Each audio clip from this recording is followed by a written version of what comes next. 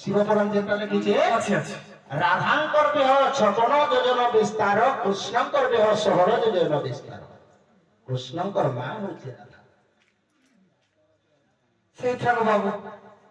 আবার শ্রীকৃষ্ণ বলন্তি শুণ গবাই ত্রেতয়া যুগর কথা দেউছি কহি আর পঞ্চবটী বনে আমি বাস করিছিলাম সূর্পরেখার রাশা কর্ণ লক্ষণ কাটিলা তৌবে গোলা লঙ্কাপুর রাবণ কুতহ কহিলা ছাড় দে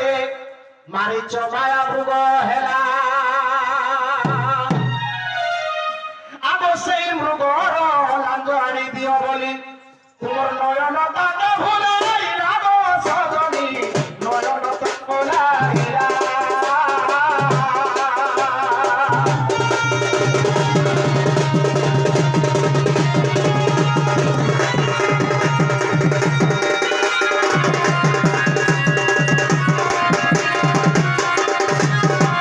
রাবণে বলিয়া